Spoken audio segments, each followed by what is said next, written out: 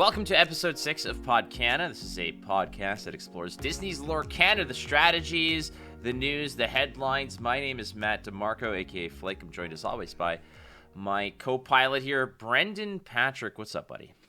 Yeah, well, I'm doing well, Flake, and even though you didn't ask, but what's up? Not much. I just want to say I'm super excited to talk about, super happy to be talking about the rules today. They were finally dropped. Thank you. No, I'm kidding. We're not talking about the rules.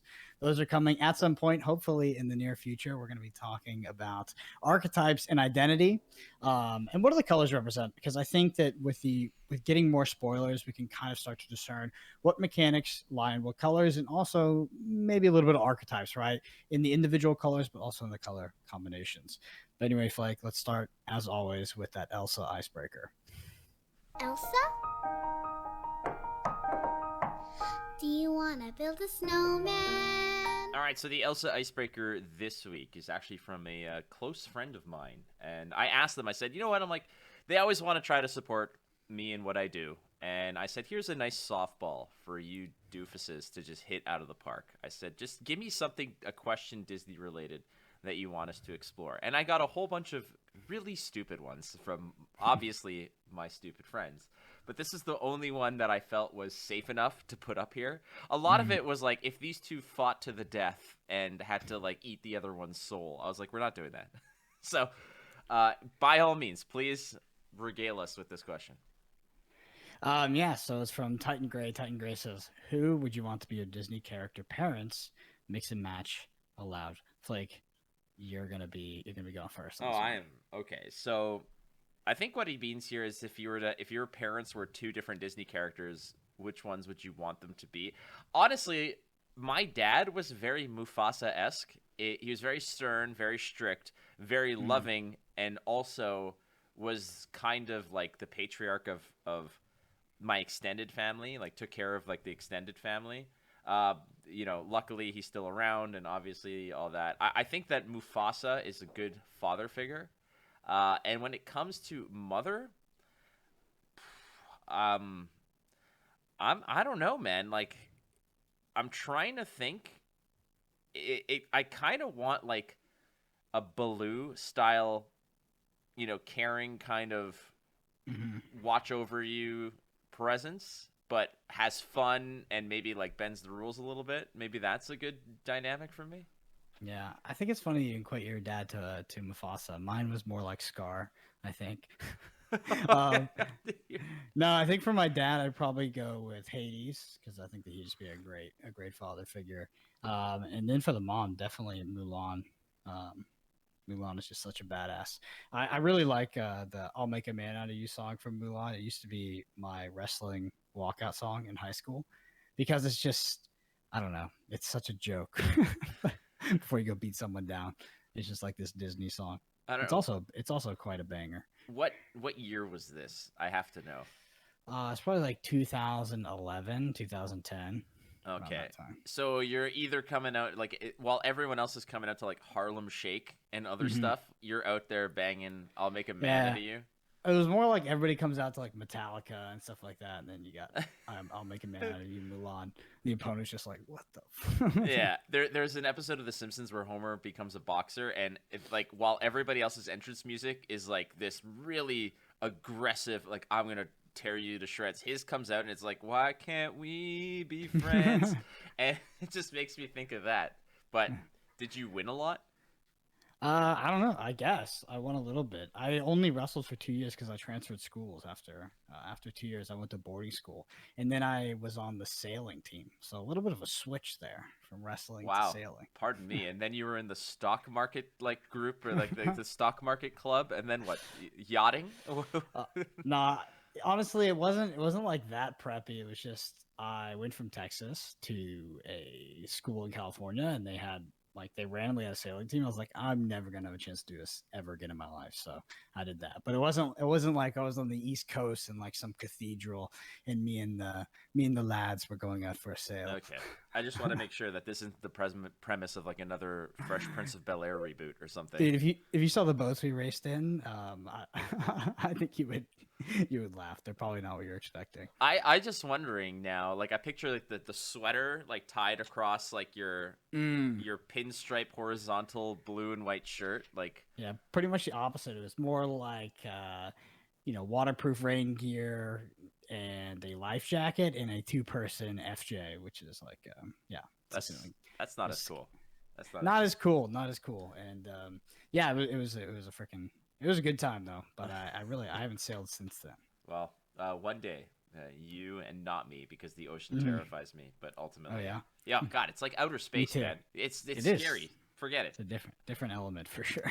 All right, so this week we're going to be talking about obviously color and color identity, but before that, we do have some significant headlines, and I do want to sort of basically crack the egg on the most important one, which was today. Actually, a lot of people found this information, which is today being the 5th of April, a Wednesday. People found that a game demo will be done at the Game Manufacturers Association Expo, Gamma Expo, which will be on 24th and 25th of April. Now, you and I are going to be in Baltimore, I think that like later that week for the Flesh and Blood Pro Tour. But this expo is essentially going to happen at booth 325, where they're going to, and I quote, it says, visit us at booth 325 to learn more about Disney Lorcana and our organized play program. Now, here's what this sounds like to me, Brendan, is that it says learn more about it. My suspicion is that there's going to be a broader announcement prior to this, maybe the weekend before, because the 24th, 25th of April is Monday, Tuesday, and that's when the expo kind of launches. I would suspect that maybe the Friday before or the weekend before, or maybe even the week before, they actually lay the seeds and release the rules, and that's why they say ask us more about it, wherein people will come in with questions, so they'll be prepared in that regard. Does make sense with the ask us more. You know what I think is particularly interesting is this tweet from Disney Lorcana. We'll be discussing the details of our organized play program and rules very soon.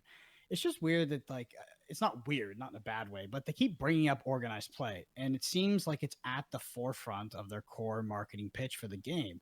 And we don't know anything about organized play right now. And I would say that for the most part, a lot of us assume that the organized play is going to be pretty local, nothing crazy, definitely not flesh and blood, right? Nothing like that. But they keep putting this kind of right in front of our face as a way to pitch the game. I wonder if they're actually considering like a legit organized play program as a way to incentivize players to play this game more and maybe compete with some of the bigger games out there that have robust organized play programs. Magic the Gathering, obviously Yu-Gi-Oh, Pokemon, Flesh and Blood, etc.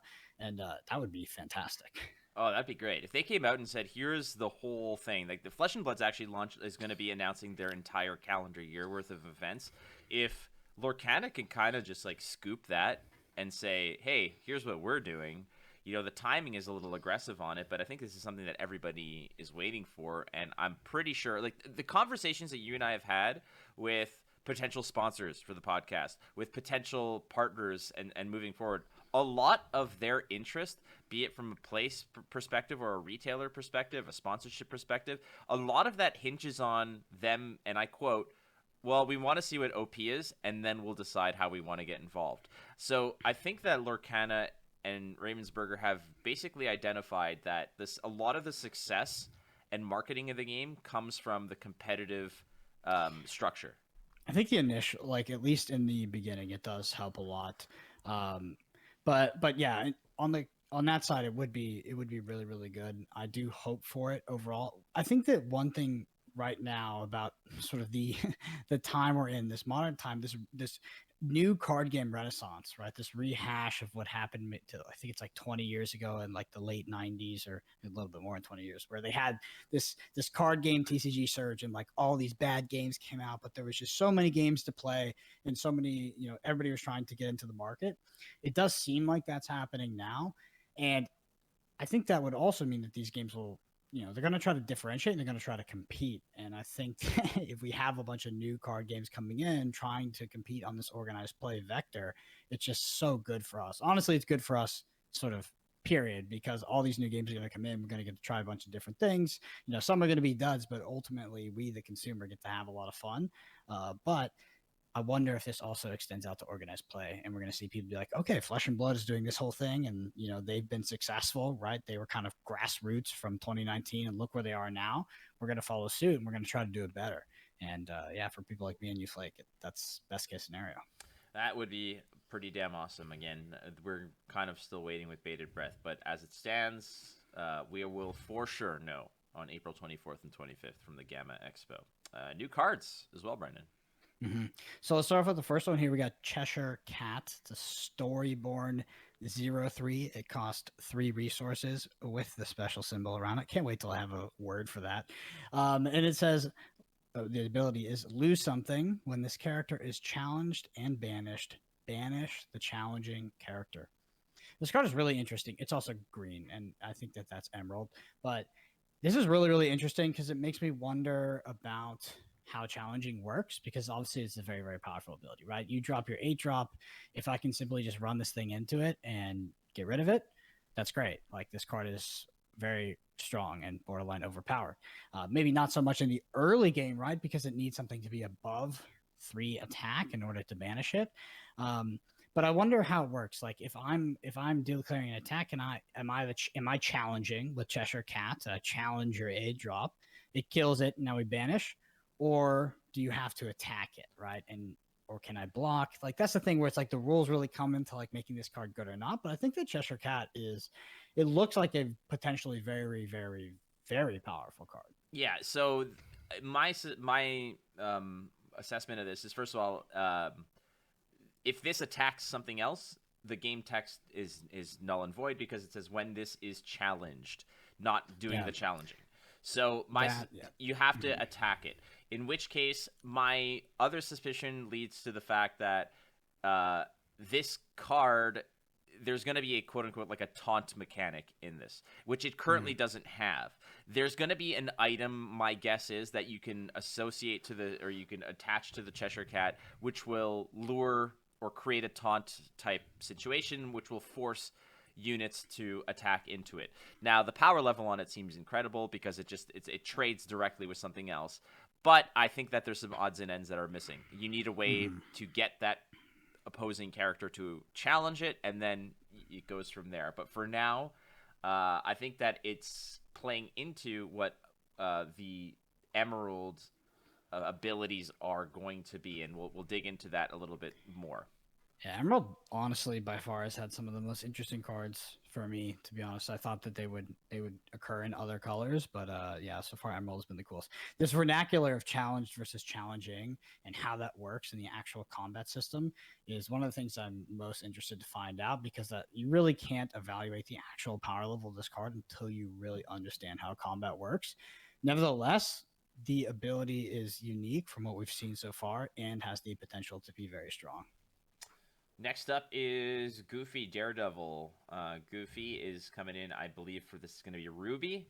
Ruby, it's a Dreamborn hero, 3/4 stat line, drops in for 5 with the special Ring of Justice around the cost, I guess we'll call it. And it has the keyword, which I think has been on every single Ruby card we've seen, which is evasive. Yeah, it could be. Yeah, I'm trying to think if there's been any others. I'll have to check. But yeah, evasive, obviously very much associated with Ruby here. We've seen it on Mickey Mouse. We've seen it on some of the other red cards, I think Tigger as well. So a 5 resource, a 5 mana 3/4. I mean, it's interesting in particular with the stat line, because we recently had another card spoiled, actually, called the Wardrobe, which is in Amethyst, I think, or purple.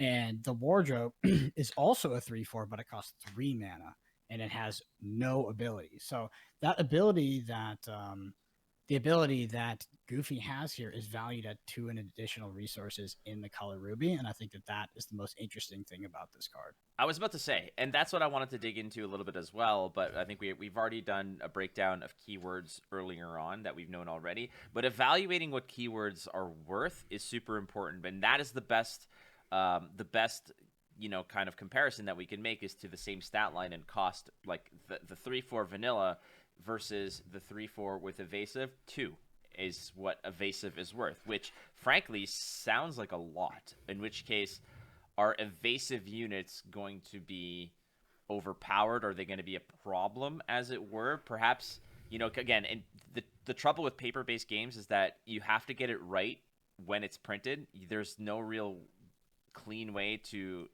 turn the knobs and dials to adjust something like you would in a digital platform. So my thought is maybe this started out as a 4, and people realized through the testing process, it's like, well, we either lower the stat line of Goofy or we up the cost on it. And I think that settling in on evasive being a 2-cost keyword might be part of that template that future design looks at. Yeah, I mean, I think with all of the tools that we've seen so far in Lorcana, evasive does look very powerful. Obviously, there's many cards that haven't been spoiled yet. But yeah, I mean, evasive, I think, is going to be one of those mechanics that's kind of more hit or miss. I don't know if it's going to be super great in like a mid-range deck, but who knows, because we haven't seen the rules yet. But it does look like Ruby is an aggressive based color, but at the same time has a lot of what we would actually call evasion. It just happens this one is called evasive, but evasion is the concept that this card is, in some way, shape, or form harder to interact with than a normal card. Next up, another from Emerald, and this is Lady Tremaine. 1/5 stat line, 6 costs. Nothing around the hoop there. And the ability being, do it again. When you play this character, you may return an action card from your discard to your hand. Hey, recovering cards. This is a dangerous one, because obviously there's a loop if you can reanimate this card with whatever action you get. Action is synonymous with spell, I believe. Let me go check here. Dragonfire. Yeah, so Dragonfire is an action. If you remember Dragonfire from when we talk about Maleficent, Dragonfire is a 5-cost, no swirly, action that banish chosen character. So you can recur Dragonfire with Lady Tremaine. This card, for me, Flake, I'm not gonna lie, and again, this is why Emerald has been my favorite color so far. Actually, as we see more spoilers, like this is the coolest card in the game for me. This is the potentially the most broken card. This is one of the better cards we've seen. The 1/5 stat line, obviously, it's not a proactive card. It's not a not an attacking card, but this ability is strong. I will tell you that if there is one mechanic that breaks card games more than almost any other mechanic, it is recursion. You've seen that in Flesh and Blood. You've seen it in Magic the Gathering plenty. This is such a dangerous ability, and I love everything about it. Well, there's cards that were printed recently in Flesh and Blood that give attack recursion and just loads it up, and this is precisely it. Anytime that you can circumvent deck building rules, it becomes a valuable asset and it becomes breakable. I mean, the reason why there are deck building restrictions in card games is so that you don't load your deck up with 20 copies of just the most broken OP card. If you have a card that you might overpay, obviously a 1/5 stat line for 6 is kind of lame, but if you can use that to go ahead and recover a card that interacts and gets way above rate value with everything else you're doing, then a card like Lady Tremaine, which we don't have what's it called, a rarity on these cards, so that those will usually tip off part of their power level as well. But ultimately, like you said, I mean, you've played enough card games in your life, and you like doing some freaky deaky stuff when it comes to this. This was a card, when I saw it, I was like, yeah, Brendan's going to love this card.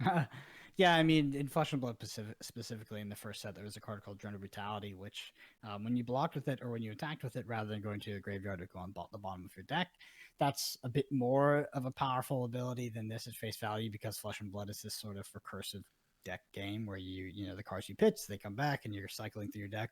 Nevertheless, this card dropping on 6 and saying get your best card and draw your best card, right? That's ridiculous. Like that's a strong ability. But if that card also can recur Lady Tremaine and you can loop that in some way, get another level of advantage to do something in addition to that loop, then it's like it has. I think so far this has the highest chance of being broken than any other card we've seen. Yeah, and exactly. Especially if you're playing, if fatigue is an option in this, and all you're doing is playing her, recovering the card that gets her, and then just creating this loop. Like a 1/5 stat line is not scary until your opponent runs out of threats that can kill a 1/5 stat line and maintain pressure, right? So that's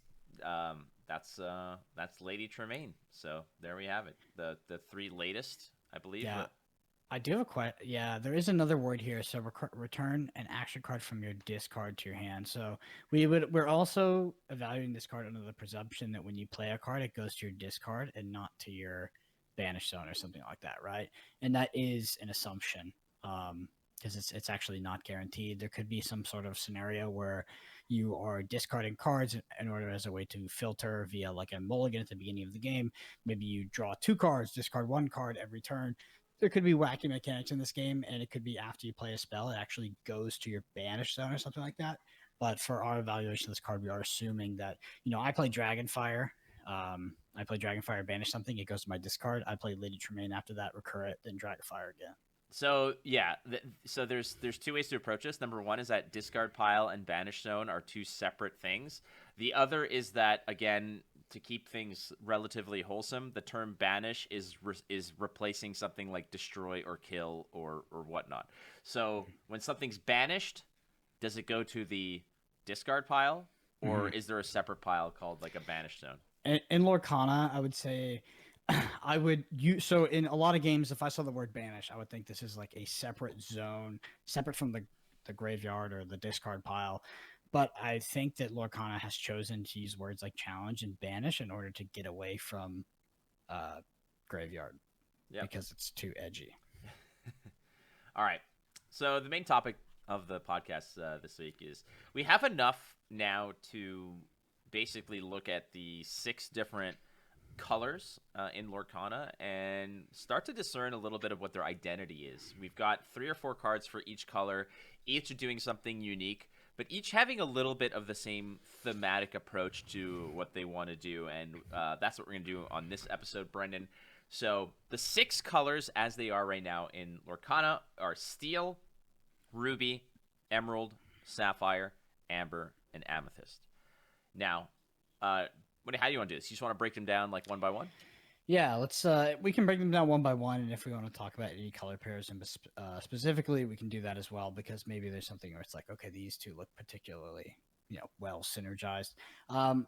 Starting off with Steel, there was a card that was spoiled I do want to talk about. I don't know if we talked about it yet. It's Tinkerbell, Tiny Tactician, Dreamboard, Ally. That's particularly interesting. Fairy, it's a 2/4, it costs 3 with the swirly with the additional swirly around it, and the ability is battle plans, tap, draw a card, then choose and discard a card. So some sort of card filtering engine on a 3 mana 2/4 body. So this is interesting because it can be strong, right? But I feel like you usually want this ability on something that is cheaper. But maybe the 2/4 body is enough on like turn 3 that it's just like it's a plus side, right? It's a plus side to the 2/4. It also has 1 pip. Sorry, I forgot about that. So Tinkerbell to me, and I think that this is like the common rarity. By the way, we do have the rarity on this. Tinkerbell to me looks like an okay card, right? It doesn't look like anything special right now. I'm not sure. It's not something I would immediately want to just slam into my deck. Unless in Lorcana it was really important to be able to filter your hand like this, like draw a card, then choose discard a card. Well, I mean, or you can just fill your graveyard with stuff or your discard pile with stuff that you may want to. I mean, there you go. So like if we're playing the Lady Tremaine, let's say that the rules in Lorcana say that when I play a spell, it goes to my banish zone. Well, if you're playing Lady Tremaine with Tinkerbell, that's a way to get these action cards actually into your discard in order to reanimate them. Besides that, there's Hook and Gantu. Both of them are captains, which is interesting. In Tinkerbell was part of the Peter Pan family of IP. But the one keyword from all of these is Challenger, which Hook has. Challenger +2, meaning that when he is challenged, he gets +2 attack value. Well, it says while challenging. Oh, sorry. Is it while challenging? Yeah. That's my bad. Okay. It's all good. So while challenging, I'm not sure if that is. Again, I'm not sure if that 100% only applies to when you're attacking, or if also when you're attacked. Because the vernacular points to the idea that you are either challenged when you're on defense or you're challenging, right? So I guess we would assume from that that this means when you're attacking, you get +2. So it actually looks like Steel. I mean, something like Captain Hook is like this is an extremely aggressive card, right? The idea that you get more value when you use it aggressively rather than when it's on defense is even more of an aggressive mechanic than something like evasive that we saw on the Ruby cards. Captain Hook has 1 pip, and Gantu here has 2. Gantu we talked about a couple weeks ago.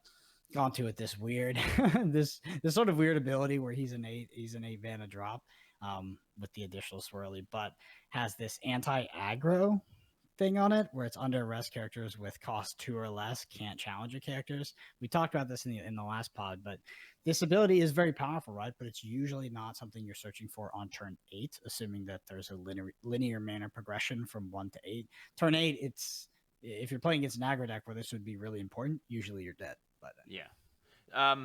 So you can take it from the approach that, looking at Gantu's text, Tinkerbell's text. So Tinkerbell's text for Steel being draw a card, then discard a card. Your objective with Tinkerbell, and again, she's got a 2/4 stat line. It's a pretty healthy stat line. It's a sticky stat line at that drop with 4 defense, as it were. But the text, for me, signifies that Steel wants to go long, and it wants to hunt for cards to set up particular types of plays. Drawing cards, searching for what you need. Gantu late game is basically, okay, we've got this far. Now I can drop Gantu, stop all the little stuff from being a pain in the ass. I can kind of lock down the board. And what I see what you're saying regarding Hook, where Challenger +2, meaning that when it attacks, it gets +2.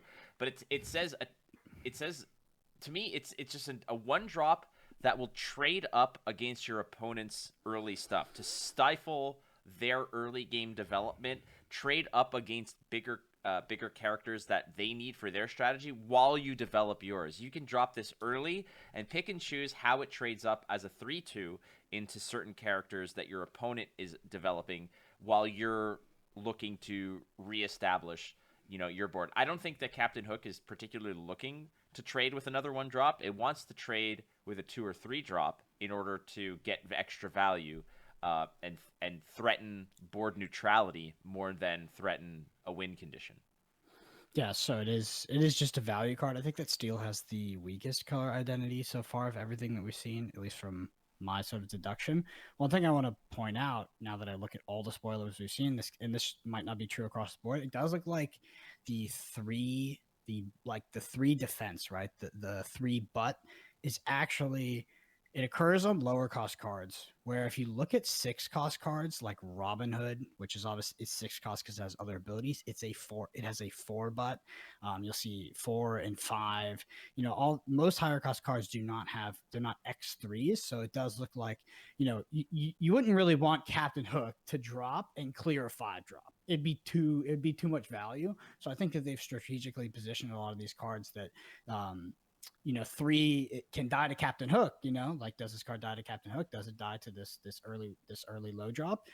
Or they just throw it at 4 or 5 and then it sort of avoids this simple mechanic. If you look at all the spoilers, like even like Scar's a 6 cost, it's a 5/4, etc. So something I just noticed. Captain Hook right now trades with Cruella, which is a 2-drop, trades with Elsa, which is a 3-drop.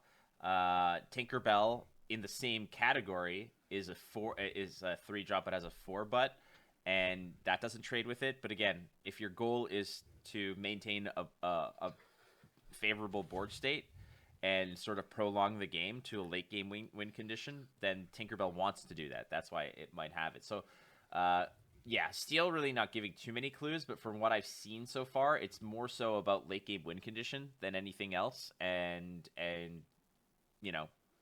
keeping a neutral board state.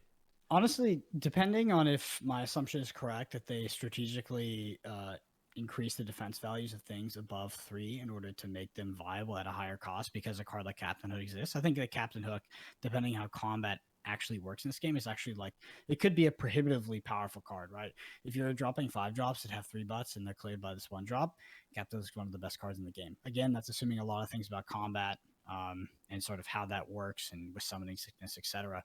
But I think that Captain Hook, in terms of like Steel cards, is the best card we've seen. All right, so that would be Steel. Ruby is the next one. I think that is the most solidified as to what the hell it wants to be. Ruby gives us Mickey Mouse, Tigger, and Goofy so far. Yeah. Well, it also gives us Maleficent, Mulan, Right. but the Goofy, Tigger, Mickey Mouse, those ones are pretty straightforward, to be honest. Those are 5, 6, and 8 drops respectively, and they all have evasive. That's all they have. They are evasive. The one thing that's really interesting is like Goofy, no pips, Tigger, no pips, Mickey, 4 pips. So Mickey looks more like a end game sort of win condition, while the others are ways to control the board. With this evasive mechanic and not have them removed in sort of a traditional way. So it does look. Honestly, I don't know if I can call this aggressive. I mean, it looks aggressive-ish, but nothing. Even though these are evasive, they're not even close to as aggressive as something like Captain Hook is. Honestly, the most interesting card in Ruby is Mulan.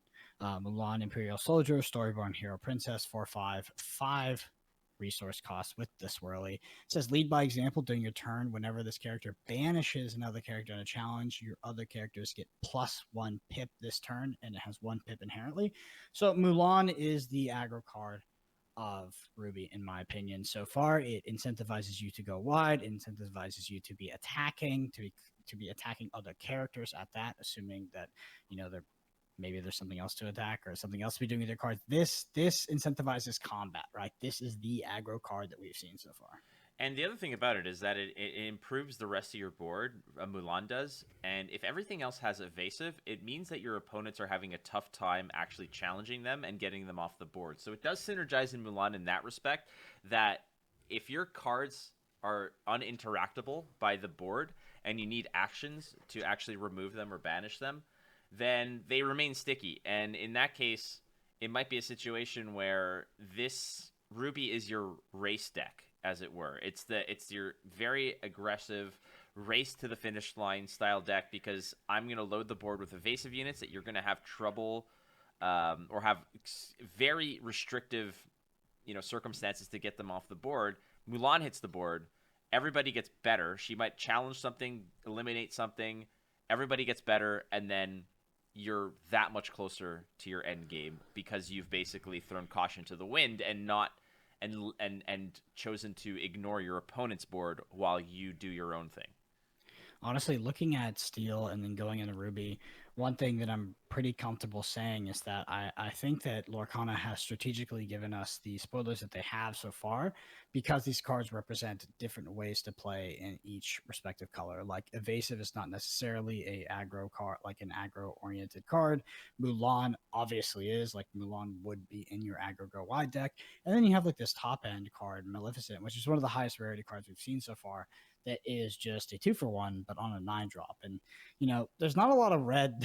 Usually, if red is like the ultra aggro color, like these 9 drops, like this kind of like big red is, it doesn't really mesh with a lot of the other cards. So it's interesting, and I think we've gotten these cards in particular because they show us different things you can be doing in that color, and almost wildly different at that. Like I think that the deck that Maleficent would go into is wildly different from the deck Mulan would go into. I don't know the last time I played Magic where I played against like a red burn deck where I've seen anything that they've played that costs more than 3. I honestly can genuinely tell you, outside of like some like crazy Rakdos list where they have an enchantment that does some banana stuff that costs like 7, but ultimately most burn decks or most aggressive lists usually pack things that are 3 or less. Yeah, there's like Big Red is the only, I think that's like the version of that, the version of the red deck that's bigger, Big Red, and then maybe like Red Prison will play some like higher cost cards, but I think that also stays pretty lean. But yeah, I mean, for the most part in Magic, specifically the color that would be most representative of Ruby or be most similar in terms of like the literal color is red, and yeah, it's usually just an aggro sort of. Yeah, does it have haste? Is it untargetable or unblockable? Yeah, I want it. Like, does it cost 2 and do 3 to face? Then yeah, I want it. Like, that's more or less how it goes. All right, well, let's move on to my favorite color, which is Emerald. So we already talked about Cheshire Cat. We already talked about Lady Tremaine. Aladdin. So Aladdin, he's okay, right? But there's something important about it. So Aladdin, Prince Ali, storyborn hero, Prince, 2/2 resources with the swirly, and Aladdin has wards, so opponents can't choose this character except by challenge. What's weird about this is like ward on a 2/2. It's kind of like I would want ward on my bigger drop, right? Because I don't want it to get dragon fired. Like if you Dragonfire my Aladdin, all good. Yeah, it's good. That's best case scenario for me. But Ward is preventing that, and it kind of doesn't matter. So Aladdin as a 2/2 is kind of a funny place for me. This is one of the weirdest cards we've seen so far. I'm not sure exactly what it goes into, but another really interesting card for me is Cruella de Vil, which is Storyborn Villain, 1/3, 2 resources with the swirly, and it says you'll be sorry. When this character is challenged and banished, you may return chosen character to their player's hand. And it has 1 pip. So your Cruella de Vil is challenged and banished. You've looted your Lady Tremaine into your graveyard, you bring Tremaine back, then you play Tremaine, you get Dragonfire back, you sort of 1-for-1 removal something. Like this is the coolest color. Like it just is. This is like so far, this is where you can do the most things in Lorcana outside of combat. Yeah, and you also get the Cheshire Cat, which again is what I've noticed about this is a lot of the stuff that you're presenting here makes for uncomfortable interactions where it's like, do I really want like you're forcing your opponent to take an L on or take less value out of a trade that they would have otherwise made, because like if you're trading into the Cheshire Cat, like you're benefiting from it. Like a lot of this stuff seems like death rattle effects to the degree of, you know, all right, like if you kill it early on, it might not be that bad, but like later on, it'll have implications. And like you said, Lady Tremaine bringing back an action card, Cruella de Vil bringing back a character, and then you have Aladdin with Ward. And what this kind of tells me from Emerald is, you know, I'm trying to like equate it to something else, but there are always these lists, these types of things where playing the normal way, running down the standard line of procedure of how you want to operate, of like, okay, like I have Captain Hook and they have a 1/3. I'm gonna kill the 1/3. It makes sense, but then that sort of obvious line of decision making gets bungled by the fact that there's these uncomfortable ways. Like for instance, Aladdin. Like, well, I can't just drop an action to kill Aladdin. Not like you said, not that you would, but maybe Aladdin's just a common draft fodder card for Emerald. You know, like it's possible that it's just a 2-drop that you throw in there because there's no other options early on in the development. It's weird. Like compare Aladdin with Cruella de Vil. I think that this is so. It's important to establish this. So in Flesh and Blood, and I'm just going to draw this parallel because I think it's a good one. In Flesh and Blood, as the rarities go up in the card, it does the higher rarity cards are not necessarily more powerful. In Lorcana, I suspect that will not be the case. I suspect the higher rarity cards will have a way of being actually more powerful than common cards. Because we have 2/2 drops with the literal same cost. They both have the extra swirly around it. We have Aladdin and Cruella de Vil. Cruella de Vil looks a lot more powerful than Aladdin, and it has a pip on it. We don't know what pips do yet, but we assume that they're related to the win condition. Like, I would want infinitely more Cruella de Vils in my deck than Aladdin's, for example. Oh, for sure. And I think you're spot on in terms of the scaling of the power levels for rarity. Like you mentioned, if like we don't have Tigger's, or is it Tigger? No, Goofy's rarity level, but like you said, if you put it up against the wardrobe is coming in at how much is the wardrobe? Okay, so there's no rarity on the wardrobe, but my suspicion is like if Goofy is costing 2 more with the same stat line to get evasion, I would have guessed that they're the same. They're going to be the same rarity, but if Goofy was like, for instance, if Goofy was like a rare or super rare or legendary, let's say, then it would be like a 3-drop with a 3/4 evasive. Like, I think that they're scaling that in. I think that part of the balance mechanic in this is rarity, and who knows what that's going to mean for acquiring cards and that kind of stuff, and the you know, the economy of the game. But it's clear, like you mentioned, purely from the Aladdin versus Cruella de Vil comparison, that rarity is factoring into the balance of the design. My biggest takeaways from Emerald are, first of all, Emerald has Ward, which I was not expecting. So Aladdin showed us that. And then Emerald is the color so far that has the most tools outside of combat. And yeah, I mean that's kind of my takeaway from Emerald is it with the spoilers we have, it looks less combat oriented than any other color we've seen so far, even Sapphire, which is the blue color. So let's go on to Sapphire because of that.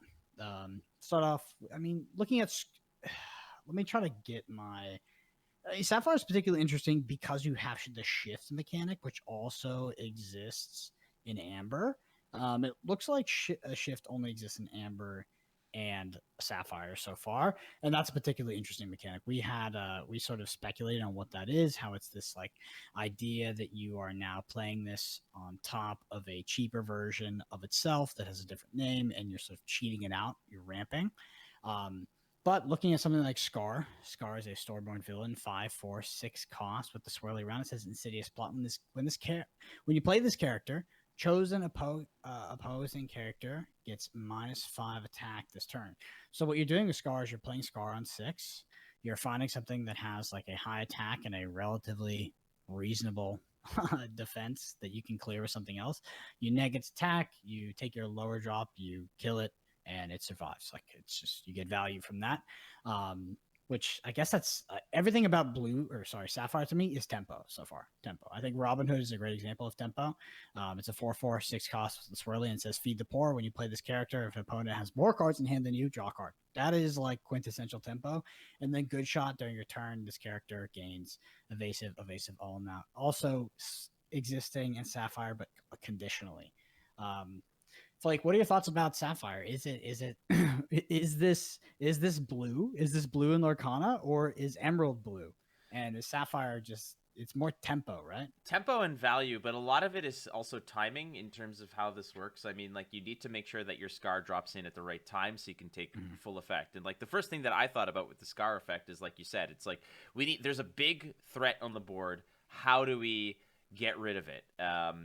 So you drop it in, and what's interesting is that the Insidious plot ability for Scar is going to be negated by things like Ward, right? Because Ward is going to protect you from, Scar dropping in and saying, I cannot select Aladdin with this, or I cannot select another character that has Ward. Yeah, choose. Yeah, the keyword there, by the way, is choose. So just to read off Ward, because I think the wording is really important for Ward. Opponents can't choose them except in a challenge. Right. So choose does include Scar's ability. Correct, and that says like chosen opposing character, so you can't choose those abilities. But what I'm looking at with Robin Hood, and I think what these cards are just above rate or value cards that have certain circumstances where they do good things. For instance, like you mentioned, Robin Hood. During your turn, this character gains evasive. Sure, no problem. That's during your turn, which is interesting. Yeah, conditional on turns. I mean, Scar is the same thing where it's like this, for this turn, this happens. And now Robin Hood is also for this turn, which we haven't seen on any other cards. Yeah, and Robin Hood also says, if an opponent has more cards than you at the end of your turn, or when you play this, you can draw a card. So conditional above rate stuff. But a 4/4/6 seems okay. It's when those conditions are met that you get exceptional value out of them. I think that they're just conditional value cards, whereas Aurora, however, it does have the shift mechanic. It also gives all your characters Ward, which is cool. And if we're looking at this, Ward is going to be a pretty important element where they're not just going to dish it out. I think maybe Aladdin as a 2/2 with Ward. Maybe Ward is just really damn good because maybe the remainder of a lot of these characters we're going to see are going to have a lot of pick and choose and point and click abilities.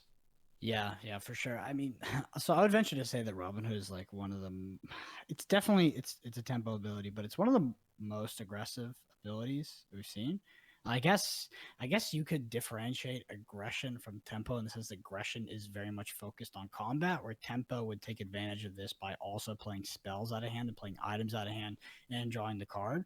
But this idea that your opponent has to have more cards than you, it's like if you're even somewhat close to a control deck, that's just never going to happen, or it just doesn't really happen. So I think Robin Hood's ability is particularly interesting. But I mean, I think that really does fall into that sort of tempo archetype.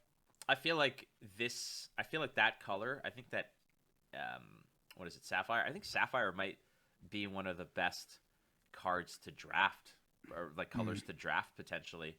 When it comes to draft and draft strategy, oftentimes it's like if you can just 2-for-1 your opponent or go above rate on your cards, typically that's enough to win you games. And I feel like a lot of the other colors, like evasion, is a cool mechanic, no problem. Again, I have no idea if draft is even going to be a viable format.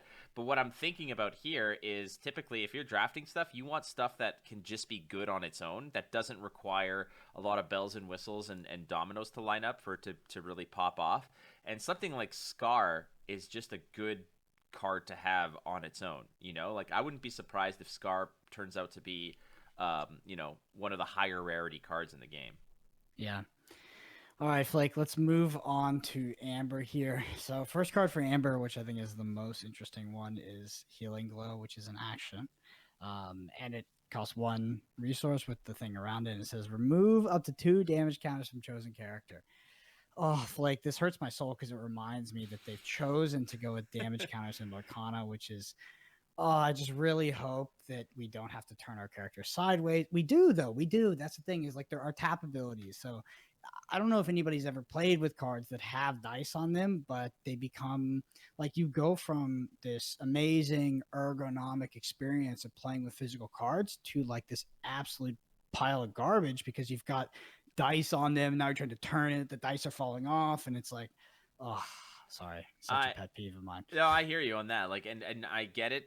And one of the biggest criticisms, I think, from other games like Battle Spirit Saga is like, you know what? Like, the game's cool and all, but dear Lord, like, what are these little pebbles, like these little dice, these little rocks? And again, like, it's the same thing because at least with, I don't know how these counters are going to look or stack. My hope is that they are designed so that they can snugly fit on top of one another, so you can stack them where when they're not just like balancing. There's like something that connects them over the top so that when you do tap a card, they don't go. And this is our business. This could be a really wicked business opportunity where if we design the damage counters where they do slot into one another and they do fit snugly so they don't bounce around and stuff like that. But like you said, there's going to be a lot of creature combat and damage counting, wherein I think like you can see just by the box sets, it's like, oh, it comes with 20 damage counters. It's like, dear Lord. In my opinion, it ruins what makes physical card games so awesome, which is they just feel good to play, and that is a real thing. Like, I mean, it's just, I think if you've looked at digital card games and the evolution and revolution of digital card games in recent history, you'd be surprised that anybody ever goes back to paper because it's harder to play, it's more expensive, and it's just like all this other logistical crap that makes it, quote unquote, worse than a digital card game. But there's something so real about playing with these cards in your hands, sitting across from real people. And like, that's a great experience. And I think that when you add this crap on top of the card that slides around and is like dynamic and you're constantly trying to switch it and remember, like it takes the core design of Lorcana, which is supposed to be approachable and modern, better than what came before it. And it takes that and it, it's the antithesis of this entire idea. So I'm very, very surprised. I just, maybe I just have to put my faith in them here, right? Because I think this is overwhelmingly all negative, right? I think it's all negative. Like there's almost no correct way to do this. So I'm going to put my faith in them and hope that they've done it correctly because they've chosen to put this in their game, and you don't have to do that. There's been plenty of history and past card games that have taught us that we can evolve from this damage counter and millions of dice on things kind of gameplay. I'll just be straight away with this.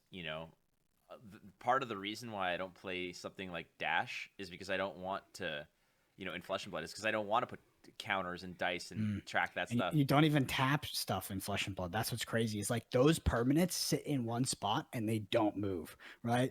Like if this thing is sitting on the board, you're moving it around, like whether it's left to right, and you're tapping it, the tap mechanic in particular sucks with dice, dude. Yeah, I agree. Playing Magic, I used to play Selesnya tokens, and they'd all get bigger, they'd all get tokens, they'd all get dice, and eventually, like you show up with your deck of 60 plus sideboard, and then you show up with a box of garbage, like you mentioned, where it's like, okay, I got all my I got a stack of tokens. Like, so here's like some angel tokens, some soldier tokens, some this, some that. Now this one gets a +1 counter. This one proliferates. This one does this. This one does this. And at the end of it, it's like, okay, I need to attack with like 14 things. So I'm gonna like gingerly slide them forward so the dice don't fall. And it's like, oh, does that represent 2 zombies, or is that zombie have a +2/+2? No, it's one zombie with a +2. It's a 2/2. No, it's a 2/2 zombie with a +2/+2 on it. It's like tear your hair out, kind of annoying. I fully agree with you. Where the more kind of peripheral garage sale crap that is thrown onto this, the less appealing it is. You know, like it's the same reason why I don't know if you remember the board game 13 Dead End Drive. Either way, it was a cool looking game that took about 30 minutes to set up because there was so many bells and whistles to the point where I never played it because it was like, screw this. Like, it just became cumbersome. There's a recent example of a game called Soulforge Fusion, which was a digital card game that became a physical card game recently through a Kickstarter. And because they were a digital card game, they had dynamic health values, dynamic attack values. Dynamic attack values are common, right? You know, it has a +1, these have +1 for the turn, but dynamic health values are not. And so you would, and this is a lane based game, by the way. So you only have 5 lanes. You can only have 5 things out, kind of, and you would end up with, like, you know, a dice on your health, a dice on your attack, and it was changing dynamically. And you have these D-20s on each thing, and I'll tell you that game will fail in paper. It has. I think that the game has not done well. I thought the game was really good when I played it, and I think that the game is a failure because that mechanic sucks so much in paper. It's not good. It's bad. There's also some other things they brought from the digital card game into the physical that don't work, in my opinion. But that experience in of itself, not good. D20s on my attack and health, not good. I mean, we're not going to be working with D20s on Lorcana, but yeah, we'll see. Let's get into Amber, because you said healing glow, and then you went on this old man rant. So go for it. Old man rant. Watch them like have like a very eloquent way of solving it too. Let's just talk about Stitch. So we see Shift on a lot of cards in Sapphire. Stitch is a rock star, 3/5 Floodborn hero alien, 6 cost with the swirly around it. Shift Force, you may pay 4 instead of 6 to put it on top of one of your characters named Stitch. Our theory is that would be a Stitch that is different from the Stitch. It would be a lower cost Stitch, and now you're cheating it out. And the ability is adoring fans when you play this when you play a character with cost 2 or less. You may exert them, which is tap them and draw a card. So we have established that there is summoning sickness in this game. So this is actually a total free roll. From what we understand, there could be some more finicky stuff with combat and the rules where you wouldn't want to exert something. But it seems like if you have Stitch on, you play anything with cost 2 or less, you're just going to draw a card effectively. And it has 3 pips. So Stitch is strong. Stitch is honestly one of the strongest cards we've seen, because it's this recurring draw card. Like that's crazy freaking powerful, especially if you have any sort of low to the ground strategy here. I'm seeing the one thing obviously that just beacons to me is, like, again, Stitch. You've got Hades and Healing Glow. I think that's all we know in terms of cards that have actually been revealed. There's I believe there's Moana, who is also going to be an Amber. We're in Amber now? Yeah, Amber related card. But Shift is the most important element here. And what Shift and Healing Glow says to me, it's ramp and it's maintaining big bodies on the board. I think that this is going to be a very action heavy set where you're basically rallying around major characters that get bigger and badder as they kind of progress, where you're basically building up these early game characters, keeping them alive and healthy, so that late game you can do some crazy stuff with them. I think it's a ramp based identity, much like Druid in Hearthstone. Druid in Hearthstone is going to do a lot of protection elements early, a lot of ramp mechanics early, might give you the board, but eventually will just purely outvalue you on stats later on. So I also think that this is a weenie color. So weenie means like little bodies, because Stitch, right? Stitch means you play something cost 2 or less. Stitch, play card, draw a card. Strong. But let's go over to Hades, King of Olympus, 6, 7, 8 cost with no swirly around it, shift 6. So. But Sinister's Plot, this character gets +1 pip for every other villain you have in play. So the more villains, the better, right? And that usually incentivizes us to be low cost, cheap cards you can get onto the board and get them on in mass. So I think this is also a weenie identity. It could be, and Druid does tokens very well in Hearthstone as well. This might be a similar thing. It's like, okay, you've got like your build around, your rally around major characters that you're going to be ramping up, and in the meantime, you throw a lot of fodder onto the board, and those fodders might just be like 1/1s or 1/2s that are generated via various things. We might see an item that hits onto the board that every time you shift, create 2 blah blahs, or God knows what they are. And then from that point onward, then those weenies, as you put them, those tokens become better based off of Stitch's ability, Hades' ability. But the centerpiece is not going to be the weenies. It's going to be these major engine pieces that are the focal points, and that's where cards like Healing Glow and protecting those the non-expendable beings on the board is going to be clutch. Yeah. Well, let's head to our final color here, which is amethyst, purple or black. This one's an interesting one for me, to be honest. So first off, let's talk about the Pocket Watch. So Pocket Watch is an item. This is White Rabbit's Pocket Watch. Costs 3 resources. Has a swirl around it. Says, "I'm late. Tap pay 1 resource." I'm assuming that's what that is.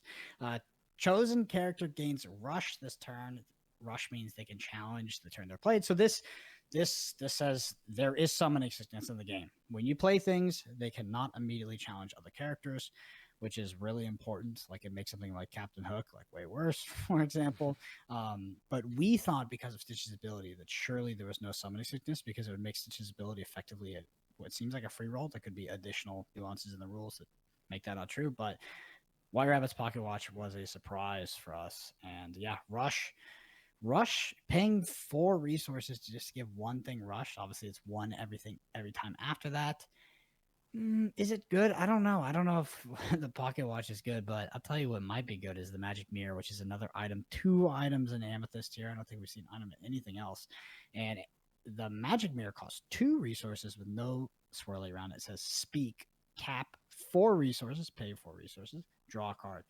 So that's expensive. I mean, that's six resources for a card off the bat, and 4 for future ones. It's really expensive, but what matters is less about how much that is, because you wouldn't just slot this into your aggro deck, your mid-range deck. This would likely go in your control deck, and it becomes a late-game engine to get sort of a progressive amount of advantage over your opponent. I'm seeing this color. First of all, what I think about Rush says they can challenge the turn they're played. It doesn't mean that they can't exert. I think that exerting and challenging are going to be 2 different things, because what Stitch says is when you play a character with 2 or less, you may exert them to draw a card. I think exertion and rush to challenge are 2 different things. So I think rush allows the character itself to challenge, but it always had the ability to exert. I think that might be part of it. Do you think when I challenge something, does it exert my card? Yes. By default. Okay, so that's the assumption I was going under too, is right. So if I take my card and I challenge you, I tap it. So it's like attacking in Magic, and tapping in this game is called exerting. So yeah, that's what I was assuming. And then we have Elsa. Elsa's a 3-drop 2/3 with a freeze, which is basically tap it to exert opposing character. It's basically like, I'm out, you're out. You're looking to slow down the game, nullify their biggest threat with one of your mid-range to low-tier threats. It's just kind of just slowing down the game, and, can she then be challenged? Yeah, but you're going to have to protect her in a certain way, and maybe the way to protect her is with something like the Pocket Watch, where Elsa might be locking down some of the bigger threats, and then you put in other cards in there to go ahead, and like your opponent says, okay, well, I'm going to drop a Hook, let's say, to take out the Elsa. Well, the Hook can't challenge because it doesn't have rush, but you know what? I'm going to drop something that has a 3 or 2 attack stat line. I'm going to give it rush. I'm going to take out whatever you had that was going to deal with Elsa. So that might be one of the scenarios I'm thinking. I cannot put my finger on what Amethyst is going to be, but the best clues is Magic Mirror, alluding to a late game, more control-oriented game style, and items, which are usually associated with things like that. A lot of setup, a lot of interaction. Elsa is also a control card, to be honest. Like, Elsa is a very, very good card. It's kind of a tempo card at the same time, but I think this is a powerful control card. Because just tapping down your opponent's maybe 4, 5, 6, 7, 8, 9 drop with your 3 drop. Anybody that's played a low powered Magic set should know that this ability is powerful. It's just not powerful when things are powerful enough to sort of go over the top of this ability. I think in an alpha set, this is potentially a really, really good card.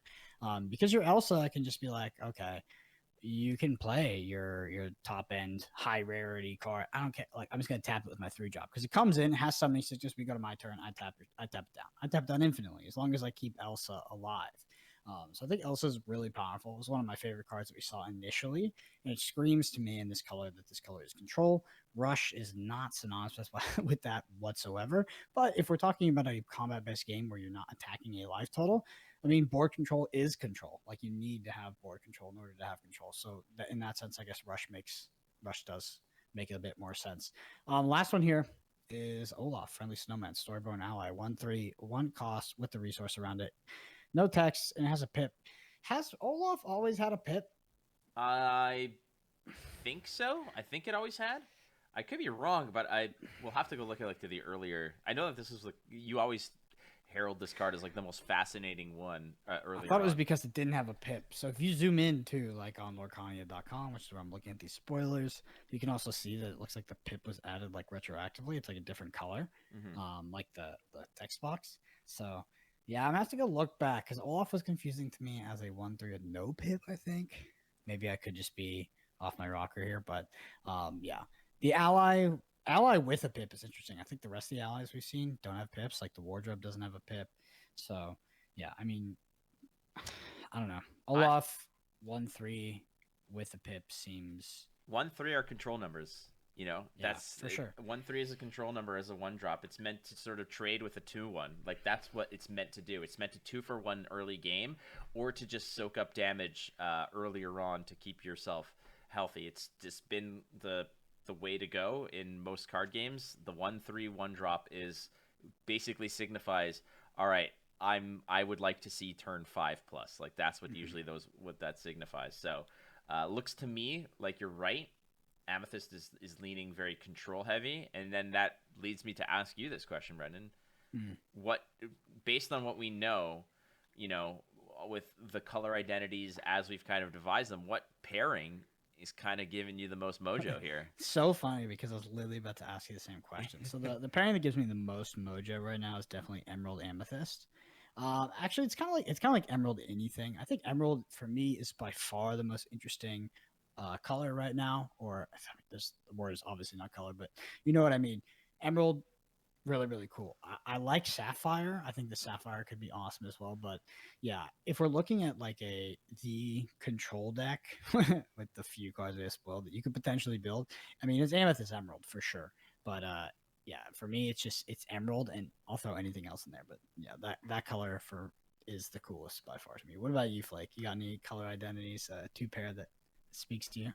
Things for me that always just make me happy are finding high value exchanges based off of very specific circumstances. That's why a card like Scar to me is really attractive. A card like Robin Hood, all of Sapphire so far has really spoken to me, but I really like limited, and these are all limited heroes for me. These are all really strong limited cards that, in my opinion. So I'm thinking a card like Scar, Robin Hood, the best feelings for me when I'm playing a game is when I sort of set up the board state where the card I'm going to play is just going to go leagues ahead of what the printed value is, and for me, a card like Scar is just it's a cool card. I sacked a low tier unit into it to bring it into a digestible level because I'm going to now Scar it and then kill it with this. And now I have a really, really powerful board state. So I can tell you that Ruby is probably the color I'm gonna like the least out of all of them. Yeah, makes sense why you play Oldhim and Flesh and Blood. You just love doing that 2-card 8 off the tunic, huh? Oh yeah. Yeah, I think Emerald might be up your alley as well. I mean, Emerald is kind of breaking these basic tenets of the game that we've seen so far. It has the highest possibility of being broken, but I also have an affinity for Sapphire. I think Robin Hood is my favorite color if we're looking at Sapphire, but I don't know if it slots into the deck that I want to play. I think there's a value-oriented tempo deck. I mean, I could I could be convinced to step away from my control ways to play that deck, because those are super fun. All right. So there you have it, ladies and gentlemen. Those are the 6 colors of Lorcana, and some of our best guesses as to what those color identities, those ideologies are going to be. We've got a mailbag coming up. Spilled Ink. We've got some questions from the community. We're going to hit those right now. Mm-hmm. All right, so the first one here is going to be Citizens of Lorcana at COF Lorcana on Twitter. And they say, as you look at the currently revealed cards, which card interactions are looking the strongest so far? So, yeah, I think we answered that one a little bit just inherently. For me, I'll just revisit. It is Lady Tremaine with some sort of overpowered action ability. I guess right now it would be Banefire. That loop is just kind of one way right now. But, I mean, if you're looking at Cruella de Vil, so you play Banefire. Dragonfire. Sorry. So yeah, I know. I always do that, right? So you play Dragonfire. You banish something, then you play Lady Tremaine. You recur it. You play Dragonfire again. Then you have Cruella de Vil on the board. Cruella de Vil recurs Lady Tremaine. Lady Tremaine recurs Dragonfire again. That's 3 Dragonfires. So for me, that's the most interesting thing I've seen so far. I like it. I mean, interactions looking the strongest so far. It's hard to argue against bringing back powerful and OP cards. Like, that's just usually what drives people insane, when somebody can figure out a nice little, potentially infinite loop of just getting access to your strongest cards and then just driving your opponent nuts. I think that's probably where it's going to be. Again, our pool of cards are very limited, so the interactions and the combos that we're seeing that are kind of materializing now, they look powerful because they're the only kind of combos that we're seeing. So my strongest interaction right now is going to be when my opponent is happy to drop a big thing, and then I scar it and kill it. That's going to be my favorite interaction. What about you Dragonfire it and kill it? It's cheaper, isn't it? But cheaper? Then you don't have a lion on the board. You don't have a body. Yeah, you don't have the body. All right, screw it. Maleficent. There you go. That's what I want. Maleficenting my opponent's Maleficent is going to be my absolute favorite thing to do.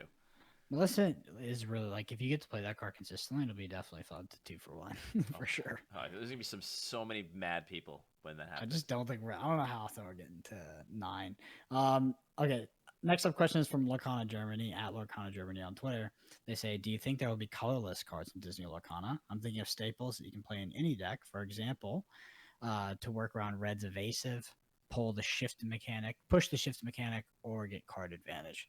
This is a really interesting question of whether or not there will be colorless cards in Lorcana. I actually haven't thought about it yet, to be honest. Flake, what do you think? That really kind of skirted beyond my evaluation of the game, frankly, because colorless cards are present in basically every most card games I play have an element where there's a generic color, a neutral color, or a colorless color. Gwent has it, Flesh and Blood has it, Magic has it, obviously. So why doesn't Disney Lorcana have it? I think that it's maybe something that they're not, that is on the back burner. If nothing is announced for their alpha set for colorless cards, that's fine. I'm okay with that. But it doesn't mean that they'll never do it. There's nothing stopping them from doing it. There's nothing, I think. Well, depends on what the resource system is. Well, I suppose so. I mean, like, I get it, but from everything I see now, there's nothing for them to say, like, okay, well, we can just print a card that has no color affiliation that can go in every potential deck, and that's perfectly fine. Now, the history of cards like that typically have been that neutral or generic or colorless cards are usually more expensive. Like a 2/2 for 1 in Magic might be a green card, but a 2/2 in colorless is always a 2-drop with no other flavor in Magic, let's say. So for colorless in Magic. So I think that if they do it, they might have to sort of balance it in that way of making them a little more expensive than the going rate is, purely because they can fit into so many different decks. But the danger of printing cards like this is that the balance system becomes very difficult, and that's what they're going to have to sort of circumvent. So I would argue the opposite. I would argue that if you don't print colorless cards, that the balance is actually harder, especially with the mechanics that we've seen so far in Lorcana. So one of the worst feelings in a card game for me is when you have really, really bad polarizing matchups where you just, like, you're gonna basically, you match into this person, and from seeing their color identity at the beginning, you're like, okay, I can't win because I have no way to deal with evasive. My deck just can't deal with evasive. There's no card I can put into my deck. Let's say I'm an Emerald player. I just play Emerald Amethyst.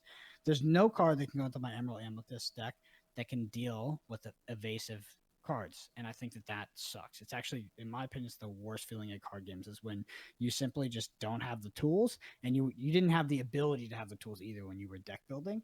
So it's a reason why I like colorless cards is because if you're looking at mechanics that are evasive, that have evasion, like evasive, or like ward, things like this, I think it's helpful to, even if you have a overcosted sort of, somewhat bad rate on a card, you do have a way to deal with it, and it can exist in either your sideboard or maybe you can just build it into your deck because you're going to expect a lot of red decks, but you still, despite expecting a lot of red decks, want to play Emerald Amethyst, which doesn't have any traditional ways to deal with evasive.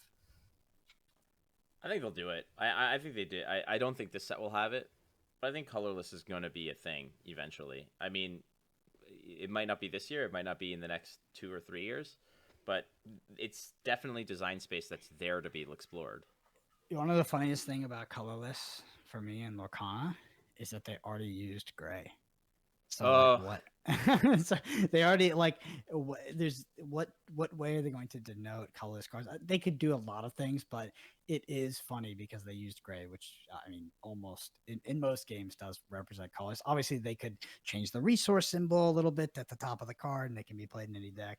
So many different ways, but yeah. Well, they could just do like a full black palette give it a full black palette kind of color scheme, which again would look weird with the frame. It actually might look great with the frame, frankly. But you're right, because steel is taking the place of what generic would typically otherwise be. And it's funny because in Flesh and Blood, that would probably be amber. Like the color amber looks like what the neutral cards would otherwise be. So who knows, man? I suspect that we would have probably seen one already.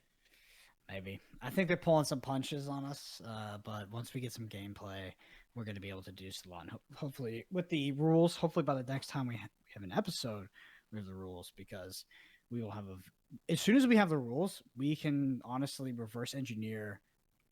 Obviously, we'll have the rules, so we know the game, but we can reverse engineer a lot of the potential cards. We can understand the value of a card. Like, there's so much we can break down as soon as we understand how combat works and how these pips work and how winning the game works. Because right now, that's the reason it's all guessing.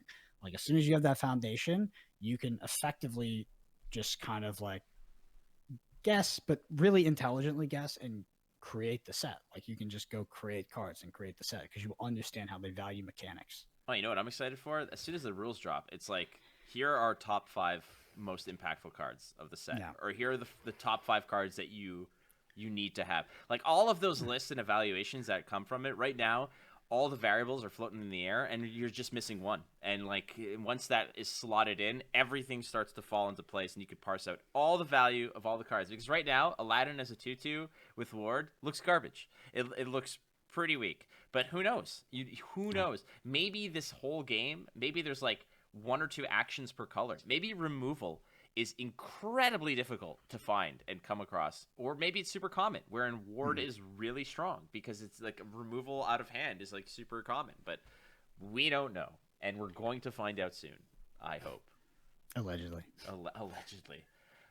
Well, there you have it, ladies and gentlemen. Thank you so much for submitting your questions to Spilled Ink as well as the Elsa Icebreaker. This has been episode 6 of Podcana, and as always, you can find us on Twitter at Podcana. We're on Spotify. We're on YouTube. We're on Apple Podcasts. We're on Google Podcasts soon. I think I'll work on that.